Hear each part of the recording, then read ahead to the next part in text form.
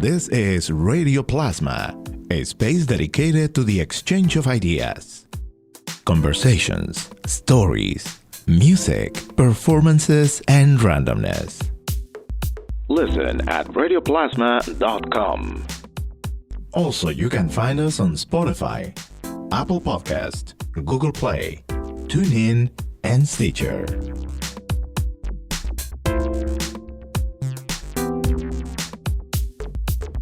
Welcome to Radio Plasma. I am Johan Rashivega, and today I have a very special guest, musician, composer, Felipe Salles, and we're going to be talking today about the new Immigrant Experience.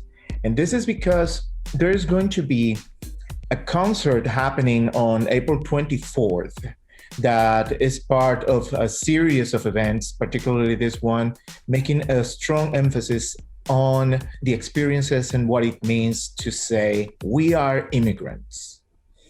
So a really important topic, very current, and something that is also an expression in music. So Felipe, thank you so much for being here and welcome. Thank you. Thank you for having me. So let's start a little bit about your journey as someone who was born and raised in Brazil, in Sao Paulo. And now you are here in the United States, and particularly as an educator in music and African American studies at the University of Massachusetts in Amherst. How that whole transition happened throughout the years. Wow, yeah, that's an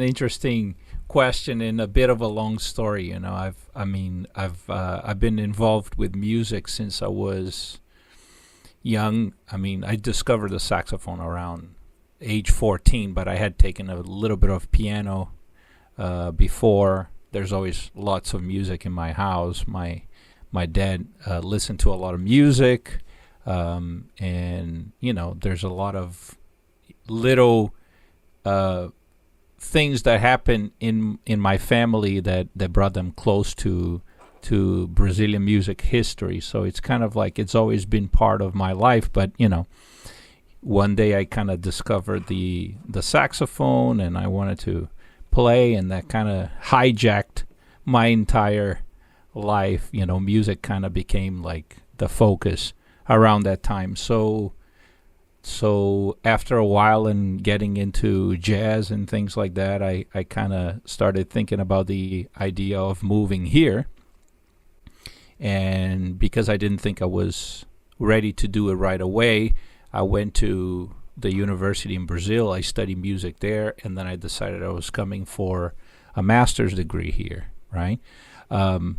Interesting enough, it's kind of almost impossible to imagine this right now, but in 1995, there was a sort of like a economic miracle in Brazil going on with the institution of something called Plano Real, which was an economic plan that basically made the currency in Brazil very strong. So at that time, I got accepted to school here. I had savings. My parents were in a really good situation, and it was possible to come because basically the currency was 1-to-1, which is like unimaginable today, you know. So I came and I studied for about 3 years, and you know, that leads to a practical training visa, and that led to artist visas, and eventually that led to a green card and eventually citizenship. So that was about, let me think, 26 years ago when I came. And so I was 22 at the time, and when a few years ago, when the clock actually turned, I started really thinking about, you know, being an immigrant here and being here actually longer than in my own country. So that started, basically bringing a lot of feelings and a lot of different things. Of course, throughout all those years of immigrations, there are different feelings that come up. But that was a new one in the sense that all of the sudden, chronologically, I was more American than Brazilian.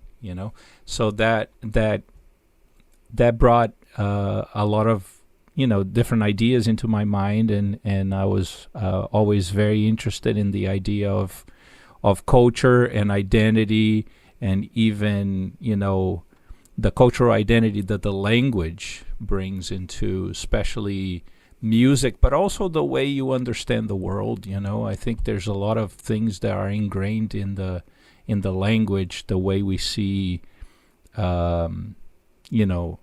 gender roles, and how the rhythm of the music works, and all kinds. There's so many things that come with the language, that we're not even sometimes aware of, and so all those things were becoming more and more focuses for me, especially having children and raising them trilingual. My wife is actually from Finland, so there's another culture and another language to deal with. And so all of that just kind of makes you think, about identity, about your identity as an artist and as an immigrant. And so, that kind of led me to another, I think, chapter of my life where I think at that point there were so many things politically happening that made us feel sometimes very unwelcome, and at the same time, there were two options there. One was to feel that way and ignore and move on and put your head down, or the other one would be to do something about it, and I guess at that point of my life I wanted to figure out something as an artist that I could do about it, because sometimes you feel like you don't know how to contribute to the situation, but at times of desperation, I think you find ways to contribute, right?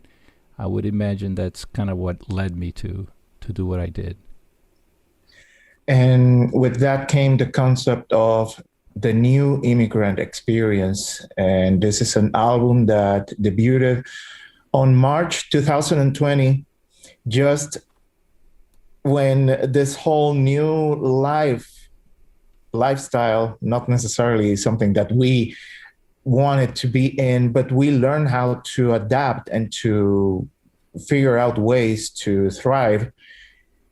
So this is a concept that happened it came out at the moment where the whole living in isolation kicked in our lives, at least here in the US. So I think it took even a more deep meaning and relevance. So how this idea of creating a musical production based and inspired through experiences of immigration took shape, and looking back through a year continues to be that soundtrack of stories and everything embedded with the immigration. Well, yeah, that's many layers in one question. So I'm gonna try to peel the layers, and so the whole process for me started around 2016 with the ascension of a very anti-immigrant president, right? Which I rather not name. Just like Voldemort, we should try to keep the name out of the phrase. So that's where things started steering for me, and then around that time, I was trying to find a concept to write music for large ensemble. So I started putting together what was my first album, which took a lot of Brazilian lullabies that I grew up listening to and that I eventually sang to my children, and kind of reinterpreted, recomposed them into large pieces that were sort of like a bit of my, like my musical journey throughout all those then 23 years of being in the U.S. And so from that point, it kind of became very obvious to me that this was the path that I was taking. And then one day I was thinking about what is next, and I thought about my friend Teresa Lee, who I met when I was in school in New York, and she's a fantastic musician, classical piano player. But at the time I met her, she was dealing with a lot of issues, immigration issues, and her boyfriend, who I played with at the time, told me she needs to find out how she can renew her Brazilian passport. And I was like, what does somebody like Teresa, who I knew came from a Korean heritage, how does she have a Brazilian passport? And then so there was a conversation that happened in that moment where I discovered what was to be an undocumented immigrant, and then later on discovered that Teresa actually was the person who inspired the whole Dream Act. She was the first dreamer per se, and it was it was that story, going back and thinking about that at that moment where everything seemed to be so horrible, and you had all these immigration things going on where people were not being allowed to come, and then the president was trying to end the Dream Act and all that. Not the Dream Act, I'm sorry, the DACA. Dream Act never was actually voted. It was scheduled to vote on September 12th, 2001, and so obviously it never got voted. And it's going to be now 20 years, right, this year, that it didn't get voted, that was supposed to. So anyhow, so I started thinking about it, and I called Teresa and basically said, look, I have this idea, and obviously I don't want to do anything that I don't get your blessing or the blessing of your community to do, because I am not a dreamer. I didn't go through that myself. Even though I had bumps on the road, I can't really say that my immigration experience was bumpy. It was pretty reasonable, considering, of course, it's always, there's always struggles in many different ways. But so she and I started talking. She gave me some literature to listen to read, and then I started putting a project together, and then and then it all evolved into that. So that started happening in 2018. I in 2017 I was writing the proposal, and in 2018 I was actually awarded a Guggenheim to do this, which kind of was like the craziest moment of my life at that time. Like, many things were happening, good and bad at the same time. But so anyhow, as my wife said, be careful what you wish for. You have to now you have to do it. And I had this incredible documentary filmmaker from Brazil, Fernanda, who I had approached and said, look, if this is ever gonna happen, would you be interested in being the person doing it with me? And she said yes. So we jumped into that, and we hired a producer, Megan, who also came and helped a lot with the process of scheduling the interviews, which were a lot more difficult to do than I thought it were going to be. So it was a long process, and basically we finished everything, and we actually had a live premiere in 2019, And then we went into the studio like a week later and spent 2 days recording the piece. And then I spent the rest of 2019 basically doing the post-production of all the videos and all that stuff, which was a long process. And we were so excited to actually release that with a concert, a live concert in the beginning of 2020. So that concert was going to be here in Northampton, and also one in New York at the National Sawdust on April 8th. And then in March, COVID came and took it all away. The record was released in the platforms and everything, but we never got a chance to actually do a celebratory live concert, which now finally is going to happen through the live stream. And it's 1 year where we saw many more changes happening. The fear of seeing DACA being eliminated from the whole spectrum, and with that, a lot of dreamers losing those opportunities of continuing being here in the United States. So it became a really tortuous year of uncertainty. Things right now seem to be looking better, and hopefully things will improve. That's the hope. So this piece, I think it takes even more meaning and more strength, knowing that through this year of isolation, not being able to do the show and the plans for it to celebrate its existence, and now it's happening virtually, but it's happening, showing that resilience is there. And the message of immigrants, we are here, we have been here, and we are going to stay here. Absolutely. I mean, we are, like the theme says, we are all immigrants. This country, unless you are a Native American, you came to this country, as an immigrant.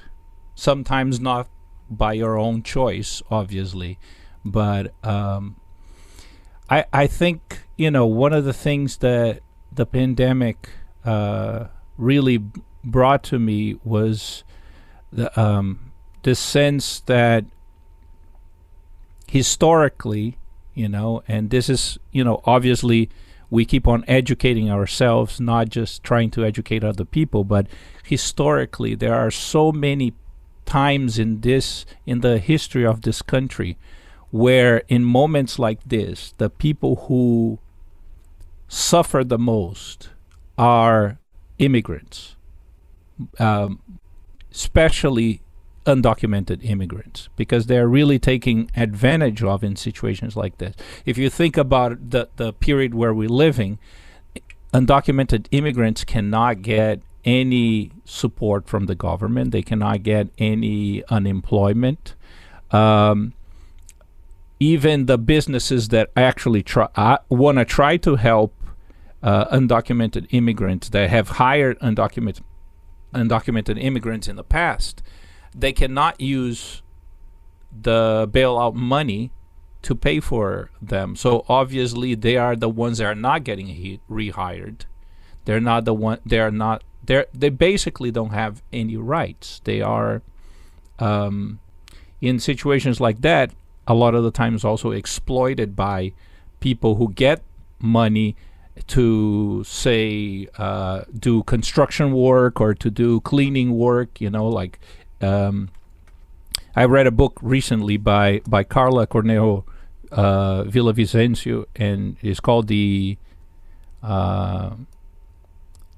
I think it's called I forgot now. It's called The Americans, or the something like that.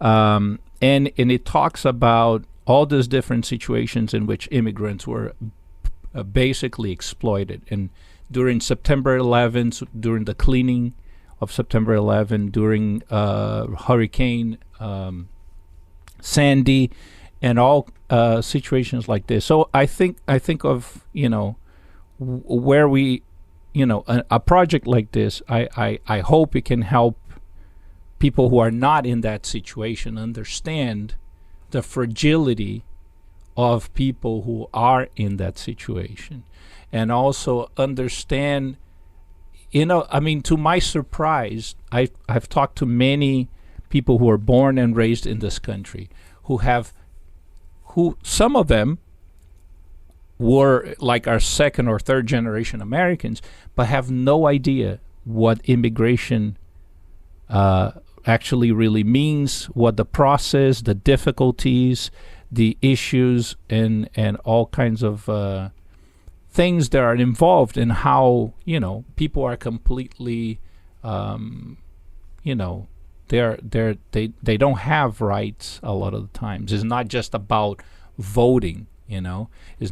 That's not the difference. There's many other differences. And people don't even know. Some people don't even know what the Dream Act was, or DACA, or anything like that. So I think it's important, even if some people won't listen, that don't want that they have their positions and they don't want to be educated. But there's also lots of people who will listen and need to be educated and need to understand perspectives that are not their own. It's very easy to just be in your comfortable place if you're not going through any of that. It's hard. It's not like people do that because they don't care. It's just like they don't have the sense of what's going on. And so obviously it's a lot harder to put yourself in the place of somebody you don't necessarily identify with in your life. And definitely music, the arts, are the perfect way to channel and to build bridges on this educational process, appreciating the work that is inspired by immigrants, in many instances performed and, of course, created by immigrants, and the opportunity to start talking about how the influences, the cultural blending that immigrants have brought and keep bringing to the United States are what make possible all the different expressions of art that we know today. So definitely this concert is not only the opportunity to celebrate this overdue accomplishment of creating this piece, but also to continue working on putting out those opportunities and those platforms for immigration conversations to happen. So what it means for you to be able to do this concert, and even though it's going to be without a physical in-person audience, but it's going to have a virtual immersion that will allow to enjoy it to its best possible given our current circumstances. Well, I think to me it means so much in terms of, first of all, the ability to reach so many people with a message that I think to me is so important, and I think it's important in many ways to, hopefully, to many people, and that's fantastic, even if they are virtually attending. It's also nerve-wracking because we haven't been playing for, a year together. So it takes a lot of trusting that everything is going to be okay. It takes a lot of individual preparation. But at the same time, I think everybody in the band and myself, we're all very excited to be able to do this again, It's going to be very strange to be back making music after all this time. It feels almost like a little bit of a dream, like that this is kind of like a surreal experience that is about to happen. So yeah, when it's gonna get closer, I'm probably gonna have a few sleepless nights, worrying about every aspect of a very complicated logistic with video and sound, and having everybody happening and keeping all that together, but but I can't wait, because I think it's so important that we get a chance to do this. And I'm very grateful that we got a chance to do this, that we got the funding, that we got the interest, that everybody who supported this is working very hard to have this project being done, because it takes a lot of different people applying for grants and doing all the production and all the logistics, and it's an incredible amount of time and work, and I'm very grateful that everybody who's involved is involved in doing this. Talking about the way the performance is going to happen, so it will be in a stage, but with no audience, and how the preparation is happening in terms of that logistic process you were mentioning. Well, there's many levels to it.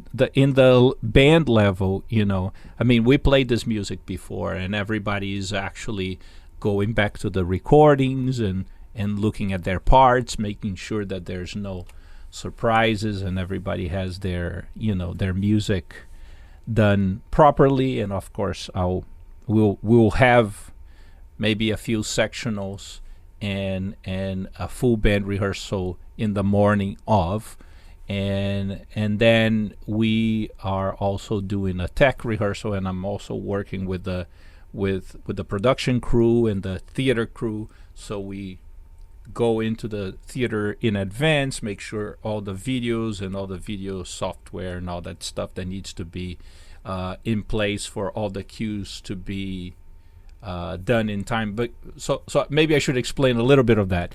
What happens is we play the music live. There's a live band, and I'm conducting the band. And in my score, I have all the notes that they're playing, so I'm actually cueing things, and I'm doing all the tempo changes and things like that.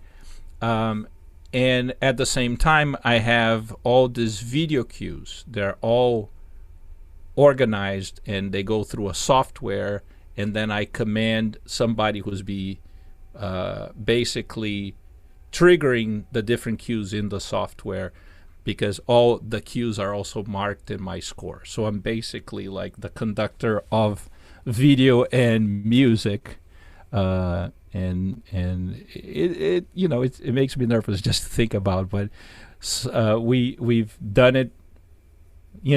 We've done it in the past, and we've done it, and it worked, and hopefully it will work again.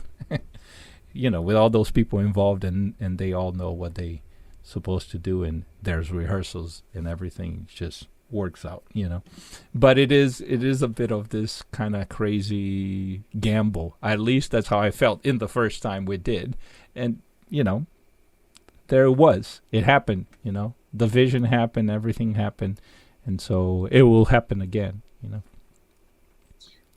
This is such a almost futuristic concept that we are able to experience now, when video is another member of the ensemble, another performer that in its own way will also be part of the piece.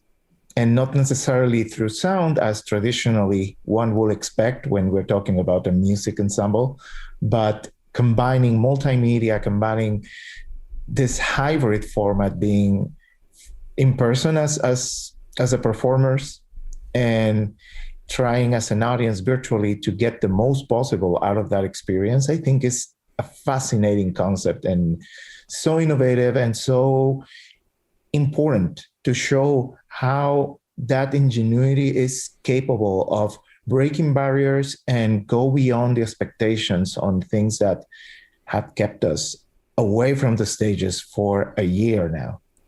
Yeah, and I think what you're saying is great in many different levels, because, first of all, there's this incredible idea that now we're, through video and music and the internet, we have kind of sort of broken the barriers between time and space in a way. We have video that is talking about people's lives in the past being cued in real time, with a band playing in real time, and that is all going to be then live stream all over the world in real time, but is also going to be recorded for posterity. So it's like past, present, and future happening all at the same time in different medias. And the other interesting thing about it is it's no matter how you look at it, and this is kind of the urgency of the last 20 years in this case with the dreamers in DACA, but this is like a timeless issue. There's always gonna be immigration, and there's always gonna be opposition to immigration, as there's always gonna be abuse of human rights. I mean, I don't want to say always. I hope one day there will not be, but that what history shows us is that it continues to happen, and we have to continuously fight for things to be better. It's complicated, It's complicated because you have to be constantly active, even when things seem to be getting better. Like we have a new government, we have a new presidency, we have lots of good intentions, but we have lots of people opposing it. So it doesn't necessarily mean that is going to happen, And I think immigrants in this country, especially immigrant activists, tend to be very skeptical of politicians because they've been waiting for all those things to happen in the last 20 years, and none of it happens ever. And so I think everybody was really incredibly shocked when the Supreme Court actually did not strike DACA. Nobody expected.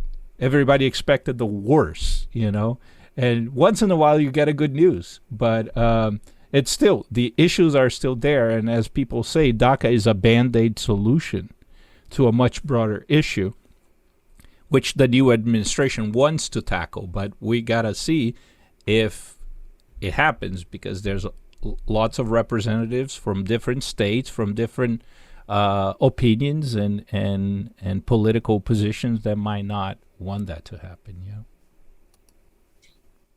And actually, talking about the importance of these conversations is that the show, this event happening on April 24th, the New Immigrant Experience, it will also have a panel discussion talking about this new immigrant experience that is going to be that perfect opportunity, as you were mentioning, of continue this education process that music is creating the space for it to happen. True. I think it's always important. When I started this project, my thought was talking to Teresa early on in the conception of the project. Was one of the things that she said to me that made me really like that really stuck to me was this idea that people like the previous administration, their way of working things out is to dehumanize people, to put everybody in one big pot and make it into this big scary boogeyman, And so the first thing that came to me, when I was thinking about that, was that I wanted to do the opposite. I wanted to humanize every situation, every piece of music. It's about somebody and somebody's experience. And you see pretty much a close-up of their face the entire time that there's video in there, and that they're talking. So the idea was to do the opposite to what is done against people, was like to bring them into a point where you could not avoid their faces, you could not avoid their words, you could not avoid their experience. And so what I think is interesting is even when you do that in the piece of artwork, it's still abstract enough, because it's part of the artwork, and it's like the painting of a person. It's not the person, even though it's as close to the person as it's going to be. So having a panel is always, I think, a really interesting thing, is to take those people, some of those who were part of it, and some other people who are not part of the project. But in any case, people in the immigrant activism and in the immigrant community, and put them in a situation where their, presence, the present situation is unavoidable. It's not is also not within the context of an artwork, and have them talk freely about their experience and about maybe the experience of participating in the project. I don't know. It's going to be, like I say, jazz style. We're just gonna riff. And this combination of conversation, music, and appreciation of immigrants and everything that we can wrap up around it is, like you mentioned, an abstract and a way to make art out of a situation that is important to continue talking about, to continue thinking of and be aware and continue finding ways to advance the conversations regarding immigration. So how can people get involved and, of course, be part of this event on April 24th? Well, the first thing I would do is go on the website, and I hope we're going to put some links there, and people can sign up for, they can sign up for the concert. They can buy tickets for the concert or for the talk or a bundle of both, which I think it's great because the bundle also gives you the chance of watching the concert and the talk later on again, So that would be the first thing I would do. Be there and experience it in real time when it's happening, because I think that there's no substitute for that. But of course, if you can do it in real time and then go back to it if you want, that is also a great thing. One of the things I think it's really important to say is that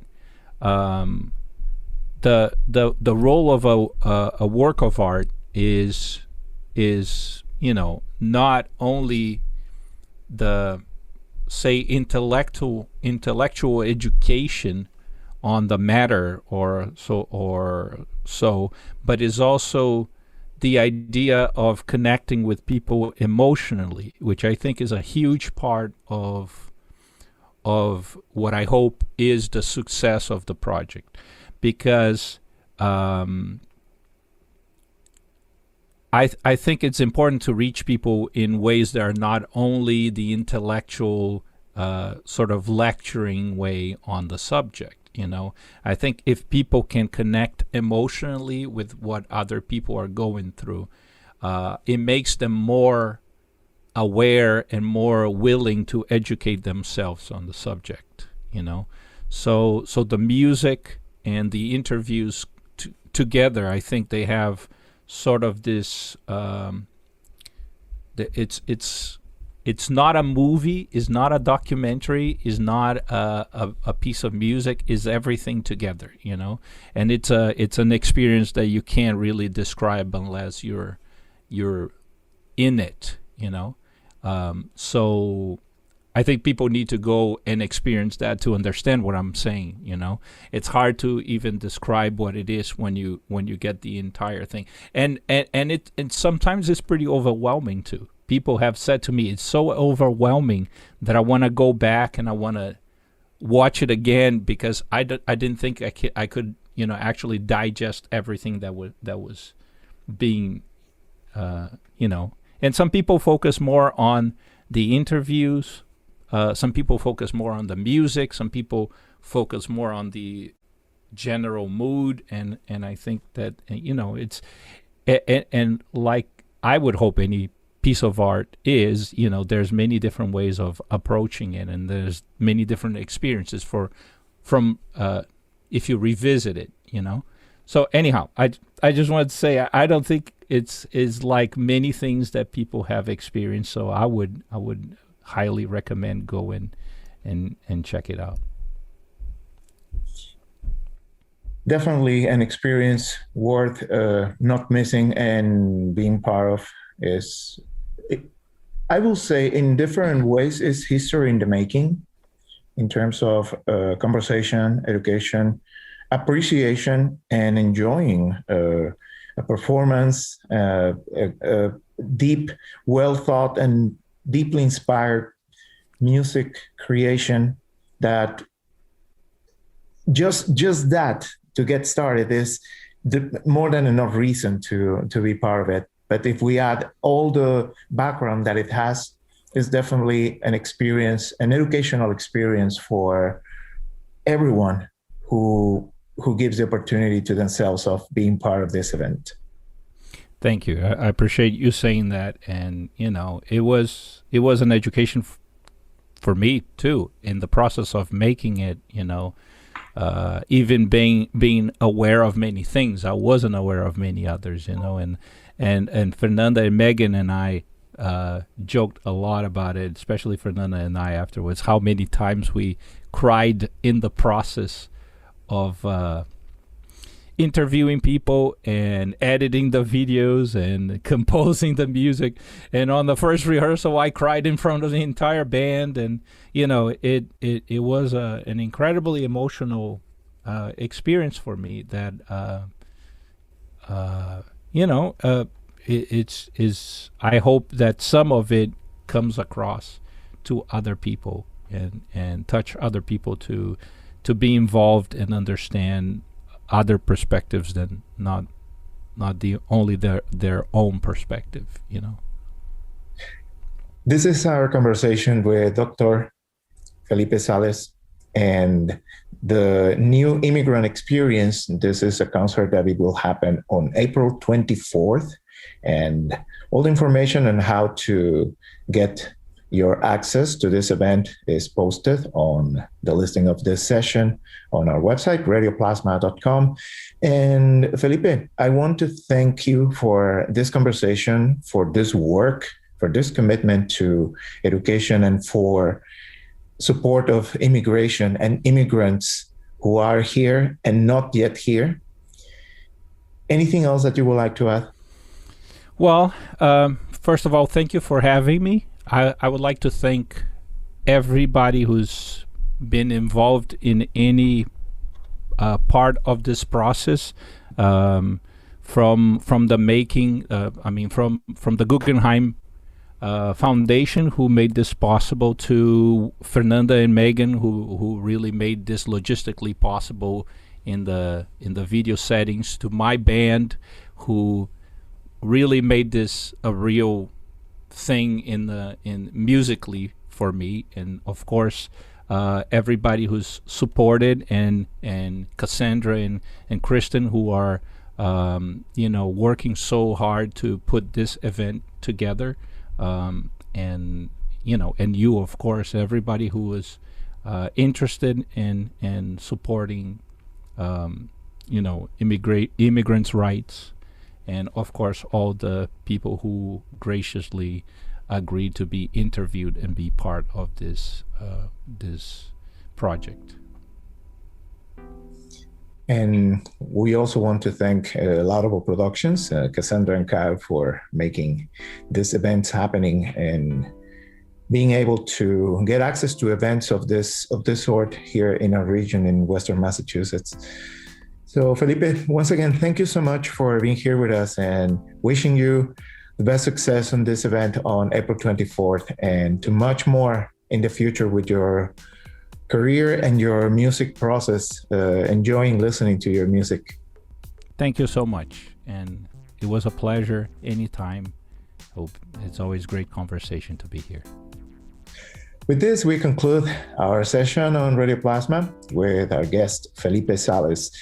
And the session has been recorded virtually in hopes that soon we can resume to do it back the way it was in person. I'm your producer and host, Johan Rashi Vega. Thank you for watching. Thank you for listening.